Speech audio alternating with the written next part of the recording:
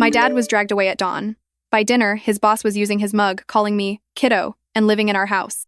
But when I found the voice recording that proved everything, I became the threat he never expected. They arrested my dad at 6 a.m., still in his Batman pajama pants, while Mom collapsed screaming on our front lawn. They didn't let him hug me goodbye, didn't care when he shouted that he was innocent. By dinner time, Gregory, his former boss, was drinking coffee in our kitchen, calling me kiddo, like he'd always belonged. My dad used to leave me post-it notes in my lunchbox. Roar means I love you in dinosaur. Even at 14, I saved every single one in a shoebox under my bed. But none of that mattered when the FBI dragged him away like a criminal, and Mom just stopped functioning. Gregory showed up at our door with grocery bags and a rehearsed expression of concern. He told Mom she shouldn't go through this alone, then stepped into our house like he'd already moved in. 3 suitcases in our guest room confirmed it wasn't just kindness, it was preparation.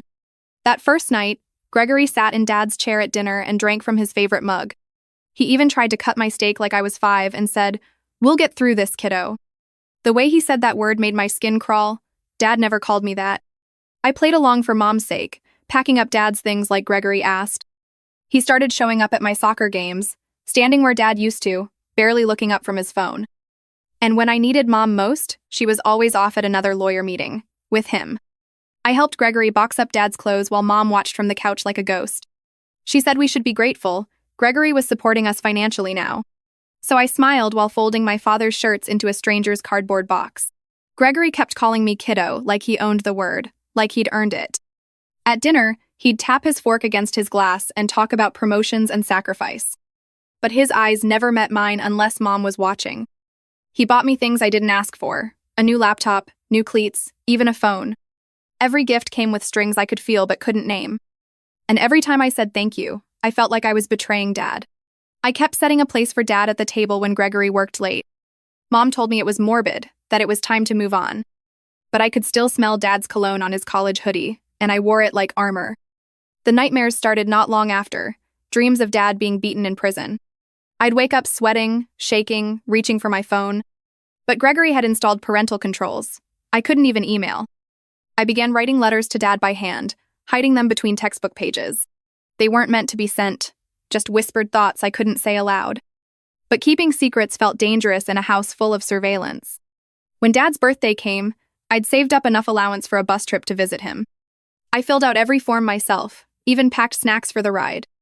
But when I asked Mom for permission, Gregory was the one who answered. "That weekend won't work," he said, slicing into his steak. "I've got a client dinner and I need my family there." My family, as if he was the head of it now. Mom didn't even hesitate. She backed him up like it had been rehearsed. She said Dad would understand, that Gregory's promotion could mean my tuition. She didn't see me clench my fists under the table. I told them Dad was innocent. I said it loud, said it twice. Gregory's eyes went cold, his voice sharper than glass. Innocent men don't have hidden accounts in the Caymans. That night, Mom took the bus money from my drawer. She said it was for my own good, that I was delusional. I heard her crying later, but she still didn't give it back. I tried hitchhiking the next day, made it 50 miles before state police stopped me. They called Mom, who sent Gregory to pick me up. He told her I needed therapy for my obsession with fantasy. After that, he installed tracking apps on my phone. Said it was for safety, but I knew better. Every call, every text, he was listening. 3 weeks later, everything changed. Gregory came home drunk after an office party. I found him in Dad's study, holding Dad's old watch. He was mumbling to himself, slurring words through Scotch breath. "Your father, always so righteous, thought he could outplay me." Then he laughed, bitter and hollow, and passed out in Dad's chair. I stood there frozen, staring at that watch in his hand. Dad's watch had been missing from the evidence list. And he'd just admitted something. I wasn't sure what yet. Mom called down from upstairs, asking if Gregory was okay. He didn't respond, just snored. I waited until she went back to bed, then made my move. I waited until the house was silent, then took Gregory's keys from the hook. I crept into the garage, heart pounding so loud I could barely breathe. In his glove box, wrapped in a plastic bag, was Dad's missing smartwatch. It still had 2% battery left, just enough to open the voice memos. I tapped play, barely daring to breathe. Dad's voice spilled out, shaky but steady. "Gregory just left my office." He talked about threats, evidence, offshore accounts. Then came Gregory's voice. Clear, cold, calculating. By morning, you'll be in handcuffs. Marina doesn't need to know. I listened to the sounds of a struggle. Dad yelling, Gregory growling, "Give me that watch." Then static, silence. And then I wasn't alone.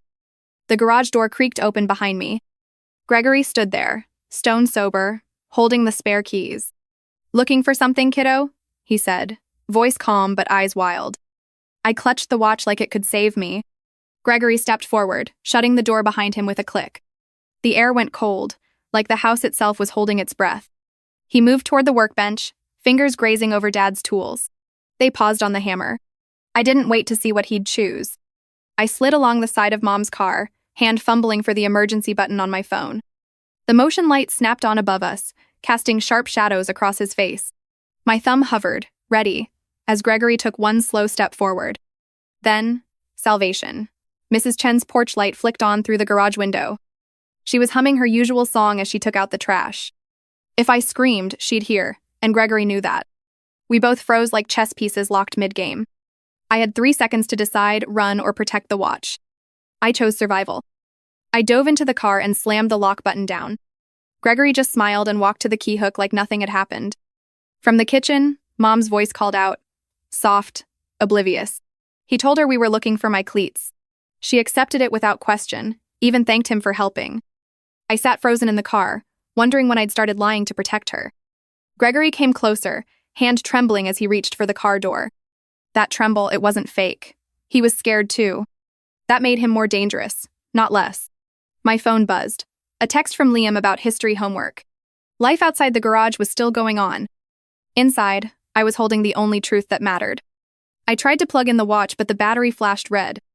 Parental controls blocked the file transfer. A warning pinged straight to Gregory's phone. Then another text came in, this time from Gregory. He reminded me who controlled the family Spotify account. Dad's playlists, years of music, gone in 24 hours unless I gave up.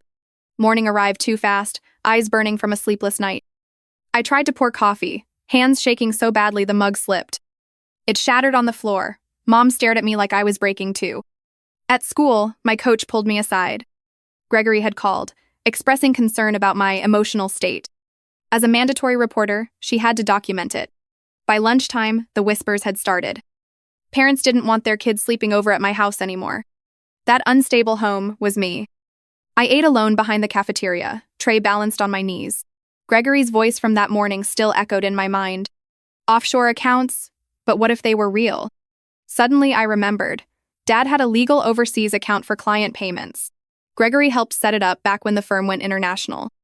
He was in the room when all the paperwork got signed. After school, Liam found me by the vending machines, face pale with guilt. His mom worked at Gregory's firm. She needed a letter of recommendation. He didn't say it, but the message was clear. Don't drag his family into this. That night, a cloud backup alert popped up on my phone. Somehow, the recording from Dad's watch had synced. It was proof, but also danger. If I used it, people would know about Dad's bonus account for Mom's anniversary trip. 50 grand meant to surprise her with Italy. But taken out of context, it looked like hidden money. When I smiled in relief, the guidance counselor saw me through the window. Later, I found her notes. Inappropriate emotional response to father's incarceration. Even hope was being twisted against me. Gregory texted again, just 2 words, "You lose." The meaning sank into my bones. This wouldn't end until one of us was ruined. Days blurred together after that. Gregory started showing up to my parent-teacher meetings alone. He spoke like he was my actual guardian. He charmed Ms. Martinez with stories of my resilience. She showed him my creative writing journal.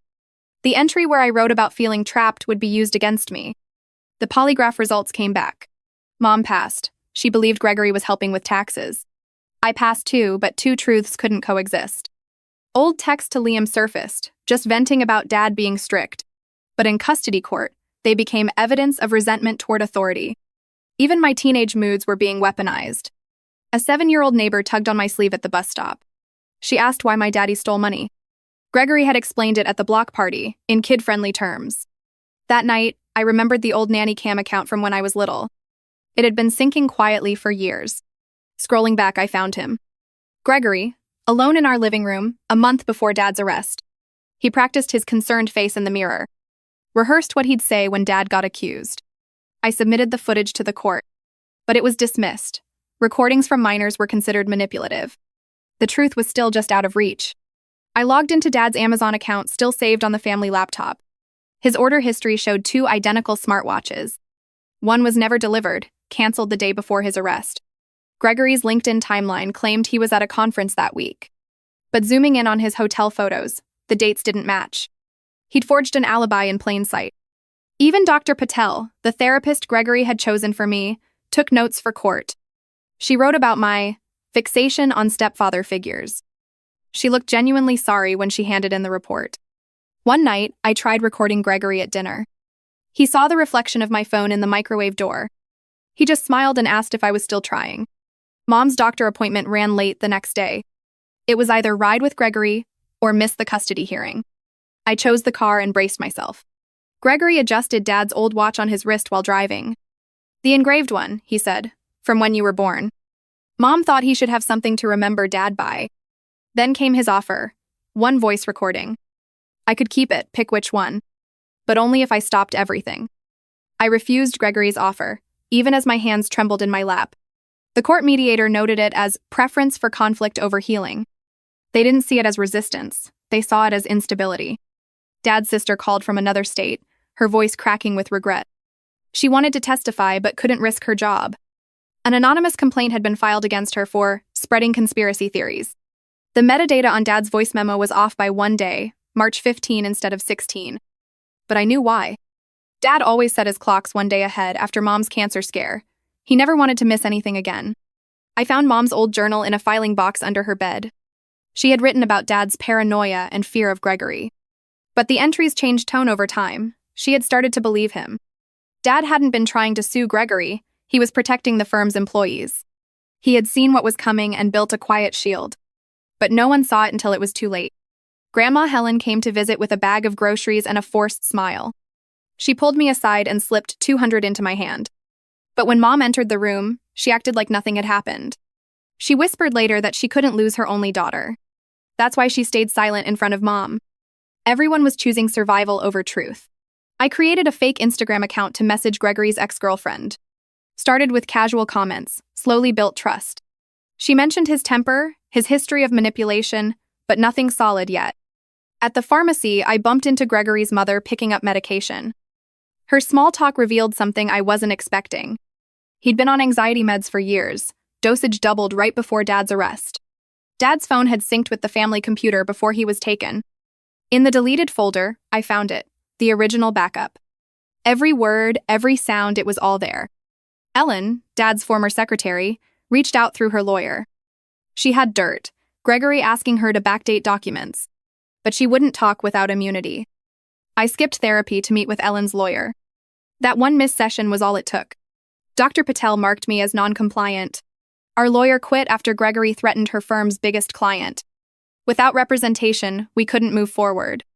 Every path felt like a trap he had already mapped. At Dad's favorite diner, I cornered Gregory's assistant. Our shouting match ended with a waitress clutching her chest. An ambulance was called, and Gregory used it against me. School suspended me for emotional disruption. Gregory offered a tutor, his neighbor. I wasn't sure if she was even certified. He said my room needed mold inspection. I was relocated to the basement, with blinking air quality monitors. They recorded everything. I could feel it in my bones. I found Mom crying in the laundry room, folding Gregory's shirts. She said I was killing her with stress, begged me to stop.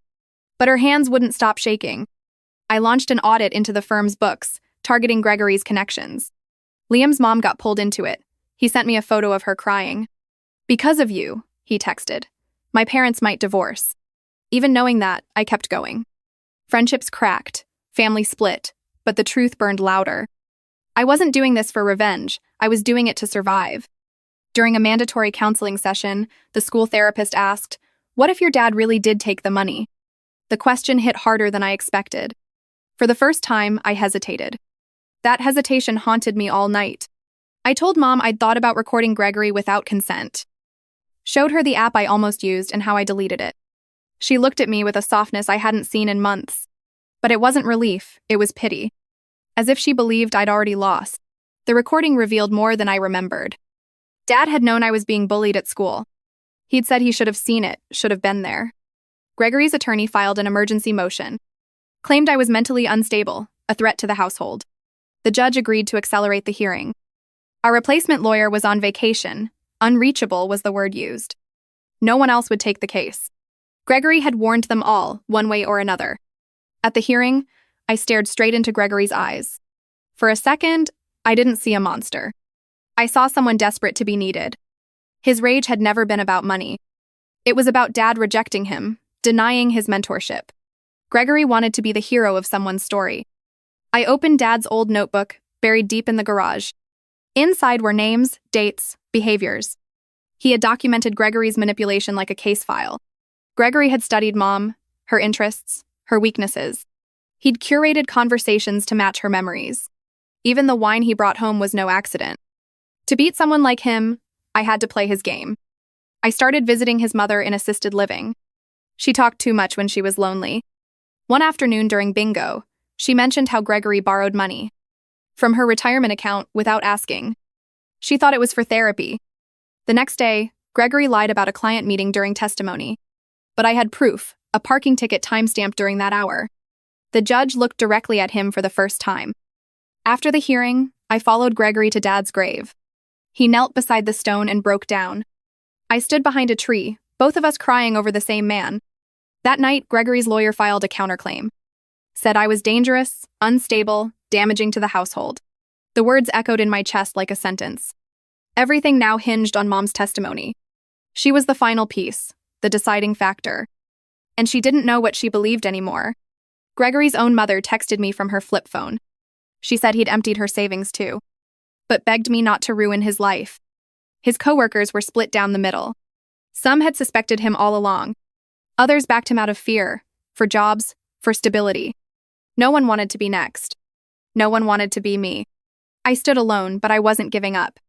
The judge explained the burden of proof, clear and convincing evidence. One recording wasn't enough. It could be dismissed, distorted, or ignored. I reached out to Mr. Chen, Dad's oldest client. He owed everything to Dad's investment advice. He agreed to audit the records, but only once. What he found wasn't complete, but it was enough. Just enough to show that Dad stayed silent for Mom's sake. Gregory had recordings, therapy sessions where she confessed her breakdown. Dad had sacrificed his defense to protect Mom's custody rights. In his final days of freedom, he installed surveillance instead of saying goodbye. He knew what was coming, and chose justice over comfort.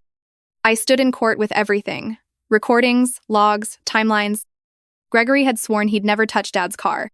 But Bluetooth history showed his phone connected the night before the arrest. His face cracked for the first time as the judge read that detail aloud.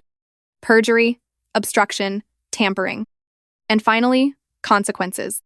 The FBI reopened Dad's case, this time with real investigators. Gregory was arrested in the courtroom lobby, wrists trembling as they cuffed him. No one clapped, there was only silence. Dad was released on bail pending retrial. He didn't say much when we hugged.